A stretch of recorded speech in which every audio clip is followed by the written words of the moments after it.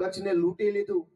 ખનીજ માફિયાઓ એટલી હદે બેફામ છે, તમે કચ્છમાં ચારેય બાજુ જાઓ, જે કઈ ખટારાઓ હાલે છે એ બધા જ ખટારાઓ ભાજપના નેતાઓના ખટારાઓ છે. વાત સાચી કે ખોટી? સામાન્ય માણસના ભાગમાં તો ખટારો નીકળી ગયા પછી ઉડતી ડમરી જેના ભાગમાં વધે છે. સામાન્ય માણસના હાથમાં ખટારો નથી કે ખાણનો વહીવટ નથી. ચૂંટણી ટાણે એ જ ખટારો ચલાવનારા બોસના માણસો આવે ગામમાં, કોકને ધમકાવે, કોકને પૈસા આપે, કોકને લાલચ આપે કે તારા બે ખટારા મુકાઈ દઈશ, બોલતો નહીં, આપમાં જાતો નહીં. કોકને એક ખટારાની લાલચ, કોકને બોલેરાની લાલચ, કોકને ઇકો વાનની લાલચ કે તારું કંપની કરાઈ દઈશ, તું બોલતો નહીં. દોસ્તો, આપણે બધા ક્યારે જાગશું? અમે તો તમને ખેડૂતના દીકરા તરીકે જાગૃત કરવા માટે આવ્યા છે. આ દારૂની રીલમ છેલ જોવો, અનેક નિર્દોષ પરિવારો વિખાઈ ગયા છે આ દારૂના દૂષણના કારણે.